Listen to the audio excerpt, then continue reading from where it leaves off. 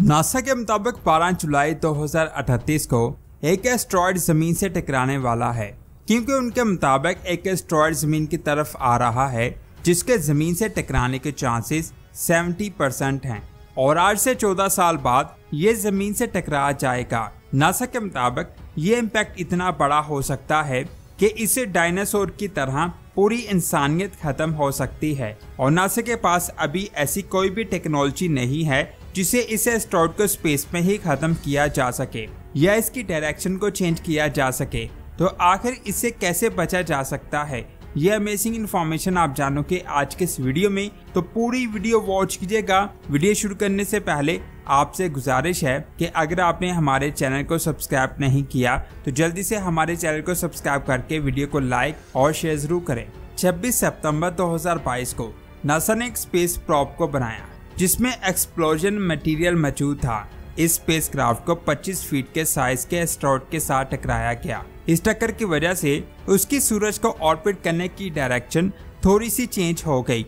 NASA के मुताबिक ये एस्ट्रॉयड फ्यूचर में जमीन के लिए एक खतरा बन सकता है और इस मिशन के जरिए एस्ट्रॉयड की डायरेक्शन को चेंज करके हमने ना सिर्फ इसके जमीन से टकराने के चांसेस को कम किया बल्कि एक नई टेक्निक को भी हासिल किया जिससे जमीन की तरफ आने वाले एस्ट्रॉयड की डायरेक्शन को चेंज करके जमीन से टकराने से रोक सकते हैं। लेकिन उस वक्त लोगों के माइंड में ये सवाल आया कि अगर सच में कोई बड़े साइज का एस्ट्रॉयड होता जो जमीन की तरफ आ रहा हो तो क्या सच में इस टेक्नोलॉजी से उसकी डायरेक्शन को भी चेंज किया जा सकता है। अभी लोग ख्यालों में बड़े एस्ट्रॉयड की बातें कर रहे थे, लेकिन किसी को भी नहीं पता था कि एक बहुत बड़ा एस्ट्रॉयड जमीन की तरफ आ रहा है और ये इतना बड़ा है कि अगर ये जमीन से टकरा गया तो जमीन पर बहुत ज्यादा तबाही हो सकती है। नासा की कैलकुलेशन के मुताबिक 14.25 सालों बाद 12 जुलाई 2038 को ये एस्ट्रॉयड जमीन से टकरा सकता है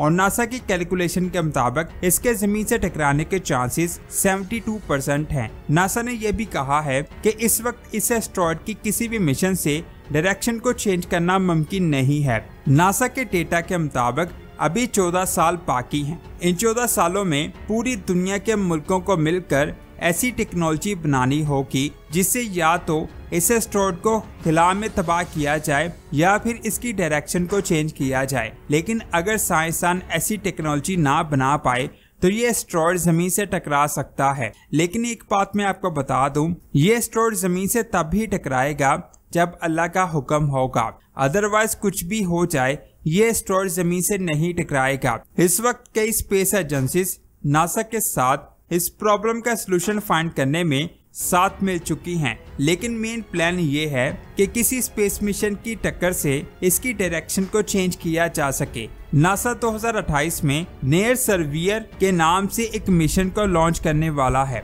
जिसका मकसद इस एस्ट्रॉयड की सही डायरेक्शन को जानना है और साथ ही इसके बिल्कुल एग्जैक्ट टाइम को भी जानना है कि ये कब जमीन के पास आएगा। इसके अलावा इस मिशन से उन एस्ट्रॉयड का भी पता लगाया जा सकेगा जो जमीन के लिए खतरा बन सकते हैं। इस मिशन को लॉन्च करना इसलिए भी जरूरी है क्योंकि अभी साइंसदानों को इस एस्ट्रॉयड के बारे में कुछ ज्यादा खास पता नहीं है। जैसा कि नासा की कैलकुलेशन के मुताबिक ये एस्ट्रॉयड आज से 13 साल बाद जमीन से टकराने से कुछ महीने पहले अपने ऑर्बिट में सूरज के पीछे से होकर गुजरेगा, जिसकी वजह से 7 महीने तक कोई भी टेलीस्कोप या स्पेसक्राफ्ट इसे नहीं देख पाएगा। लेकिन इसे सिर्फ एडवांस टेलीस्कोप से ही ट्रैक किया जा सकेगा और अभी नासा के पास इसके साइज और कॉम्पोजिशन का कोई सही डेटा नहीं है और नासा को अभी तक ये भी नहीं पता कि अगर ये जमीन से टकराया तो ये जमीन के किस हिस्से से जाकर टकराएगा।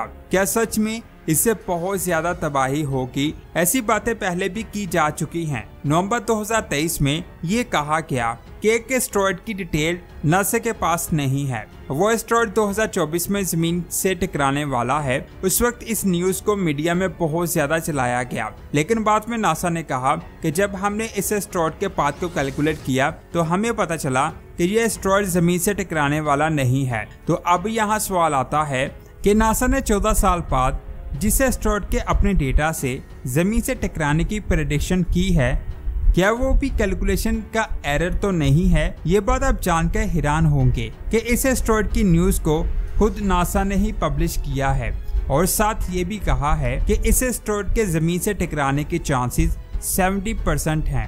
लेकिन ये हमारी असल जमीन से नहीं टकराएगा, बल्कि ये एक सिमुलेशन प्रोजेक्ट का हिस्सा है। असल में ये नासा का एक इमेजिनरी प्रोजेक्ट है जिसमें कोई भी एस्टेरॉयड असल में जमीन की तरफ नहीं आ रहा, बल्कि नासा ने एक एक्सरसाइज कंडक्ट की है जिसमें उसने अपना पूरा एक डिपार्टमेंट बनाया है जो इस सिनेरियो को रियल समझते हुए इन 14 सालों के दौरान ऐसी टेक्निक को डेवलप करेगा जिससे सच में जमीन की तरफ आने वाले एस्टेरॉयड की डायरेक्शन को चेंज किया जा सके। इस प्रोजेक्ट के लिए नासा ने कई मुल्कों की स्पेस एजेंसीज और गवर्नमेंट का भी सपोर्ट लिया है ताकि ये देखा जा सके कि असल सिचुएशन में दुनिया के मुल्क कैसे रिएक्ट करेंगे, कैसे मुख्तलिफ स्पेस एजेंसीज ऐसी सूरत में एक साथ मिलकर काम करेंगी।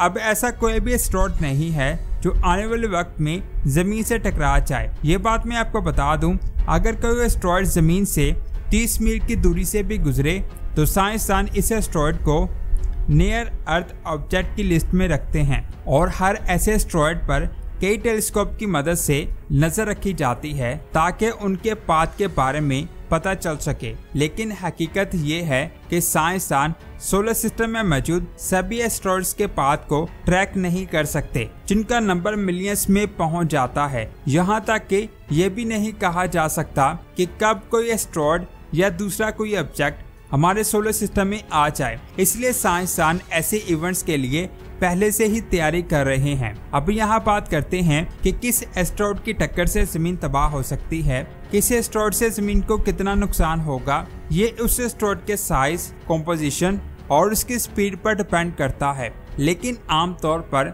बड़े एस्टेरॉयड सोलर सिस्टम में काफी स्पीड से ऑर्बिट करते हैं, यानी उनकी स्पीड काफी ज्यादा होती है।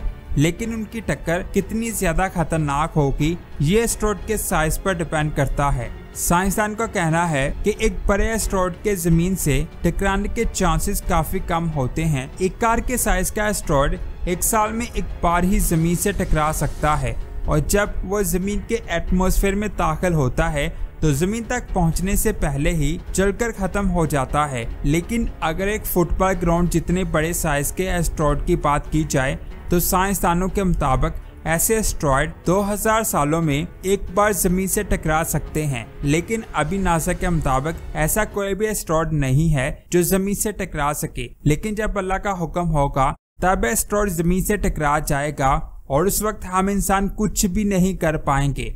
तो दोस्तों, ये थी आज की शानदार वीडियो। आपको कैसी लगी नीचे कमेंट्स करके जरूर बताएं। वीडियो अच्छी लगी तो इस वीडियो को लाइक और शेयर लाजमी करें। मिलते हैं एक और शानदार वीडियो में। अपना बहुत सारा ख्याल रखें। अल्लाह हाफिज।